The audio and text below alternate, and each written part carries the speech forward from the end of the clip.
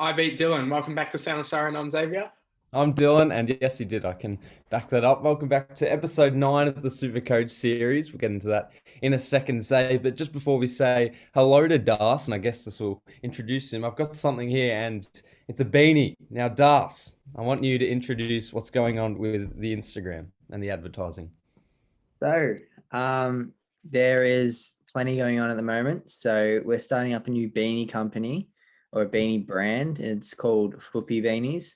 So, we're releasing 3 designs for the start for the first drop.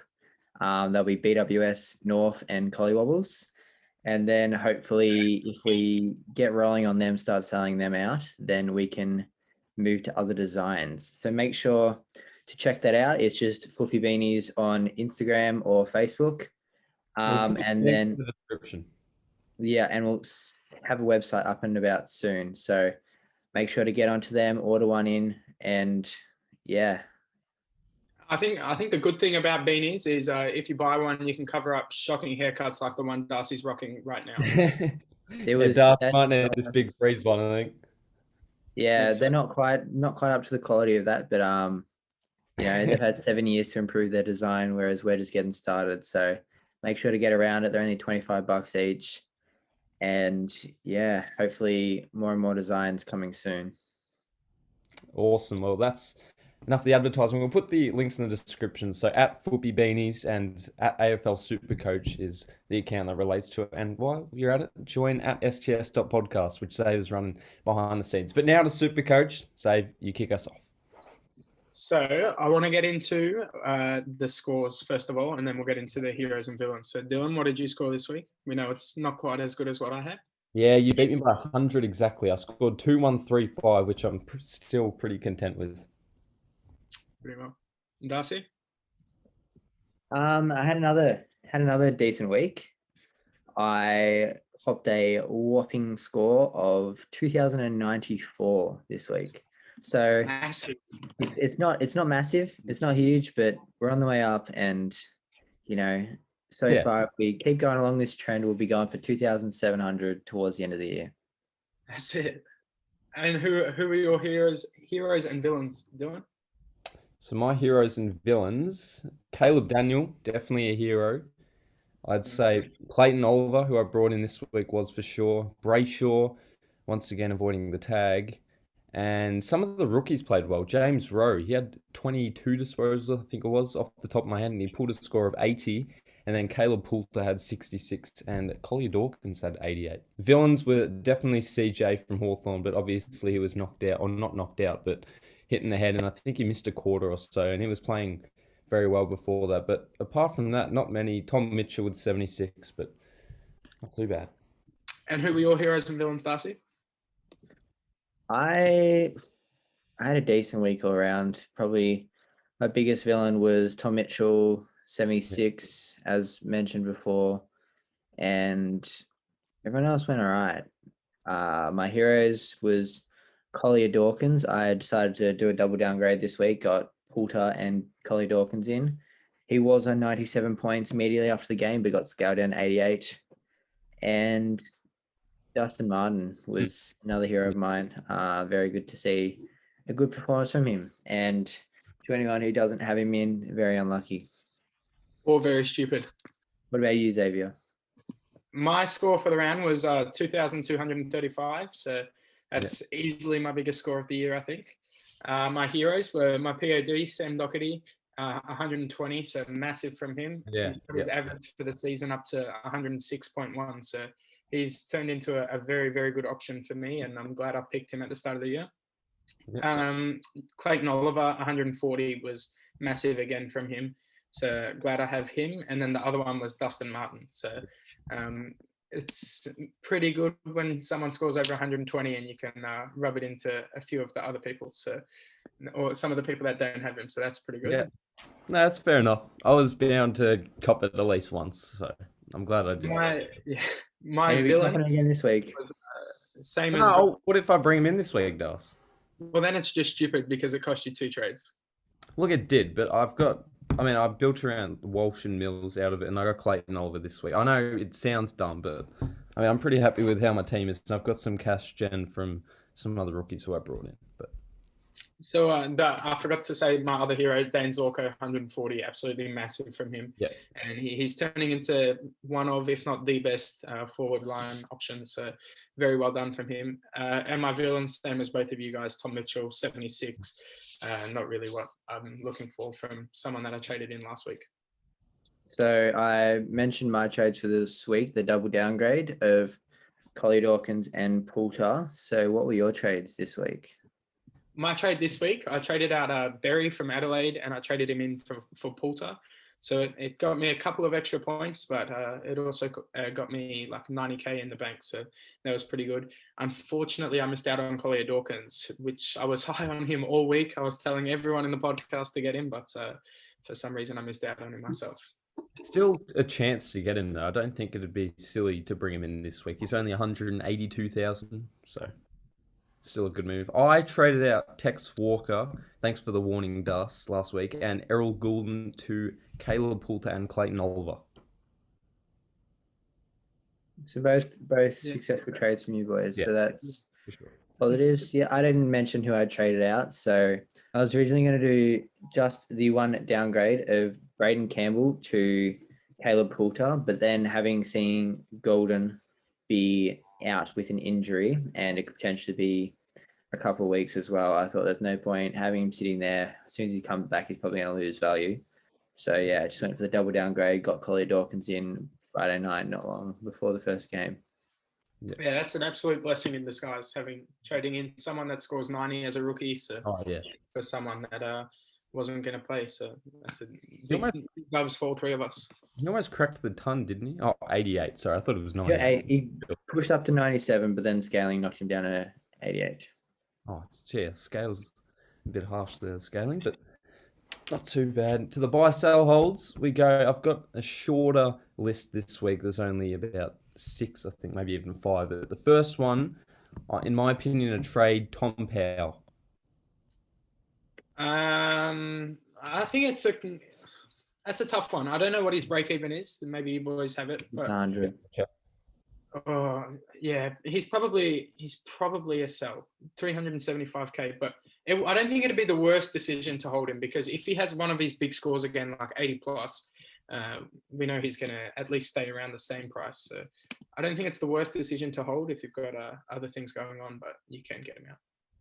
Yep. I would say hold him, because if you trade him out, if it's a good upgrade, then it's fine. But if it means you're having to field like a Berry or an Anthony Scott or someone less reliable and less good at scoring, I'd probably say hold on to him, because he's a rookie along with James Jordan that's scoring well in the midfield. So you're not going to find too many of them. But if it'd be just like Jordan on field and maybe Collier Dawkins as well, then that's fine to trade him out. Yep. The next player is probably hanging on by a thread and almost on his last legs. Chad Warner. His break-even is 73. He's 322,000, and in his last 3 games, he's had 61, 61, and 58. Yeah, that's another tough one again. I think I'll say all the same things I said for Powell. If there's something else you desperately need to do, then I'd do that first. But it can be a trade for sure. Yep. Yeah, the Sydney rookies are really disappointing. They started the season so well, didn't they? And you're thinking, here we go. Could be holding them all season here, but bit of a letdown. So I would be saying Warner is a sell at this point. He's not scoring that well to justify holding, and at a price of 321, he's a good downgrade or upgrade. Not that there's many downgrade options this week anyways.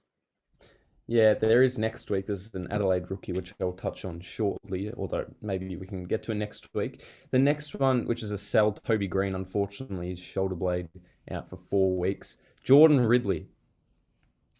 For me, it's a buy. We know he hasn't had as many kick-ins, and he seems to have a slightly different role, but the reality is he scored 105 on the weekend, still averaging 105, even taking into account like the score of 40 or something that he got when he was injured. So it's a buy for me. At 481k, it's significantly discounted from what I got him for, so definitely buy. His break-even almost at 100 though, so do you think if they can't get them in this week, it's not a bad decision to wait till next week? If you can't, it's not the worst, but I would still bring him in. Yeah, I'd say you might as well get him in. He's nice and cheap at the moment. So I'd certainly be looking at him. Yep. Isaac Heaney. I'll start. Sorry, Zave. Yeah, you I know go first. you're very keen on this one.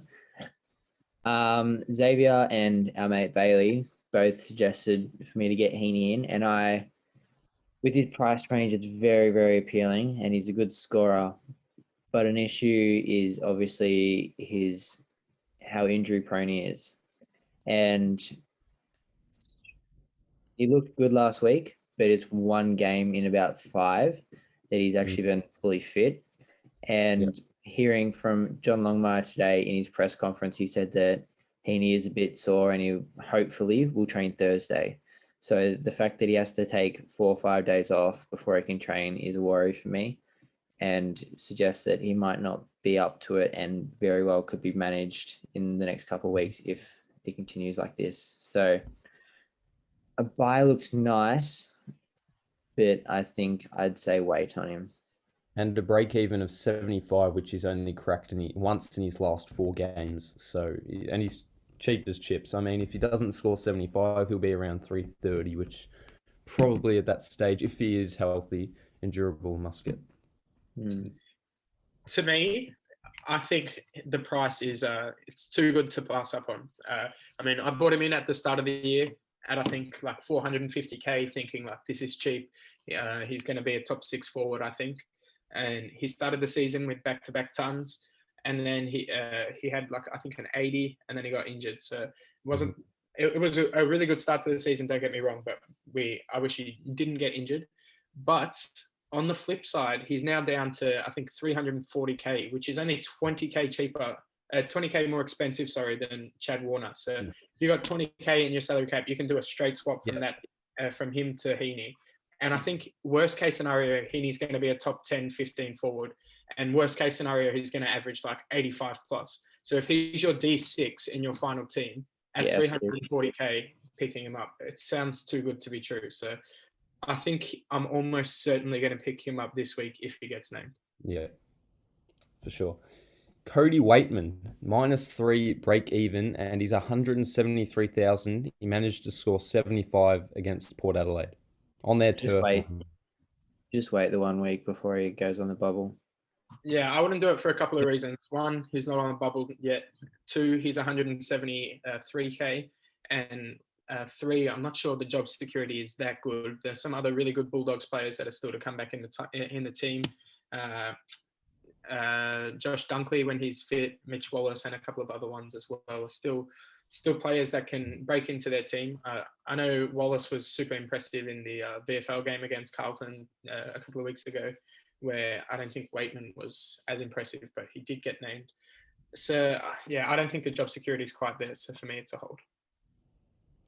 Yep. The final one, but before we get to him, I just wanted to point out the next week's bubble man that I'm looking at, Ronan O'Connor. He's the midfielder from Adelaide. He's cheap. He scored 47 on the weekend against West Coast, and he actually had some positive signs. But finally, Dane Zorko. I know we were talking about him last week. He's 511k this week, and his break even is 60. Do you pass on him, or do you think you've missed him, or should you still go for it?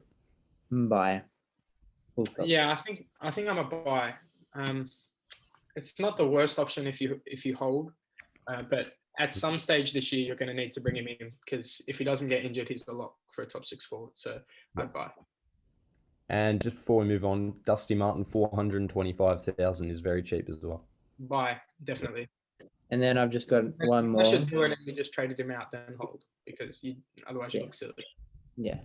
I've got one more. So Ryan Marshall looks like he's going to be out for a while. So I'd say he's a sell for me, considering him being in and out. Yep.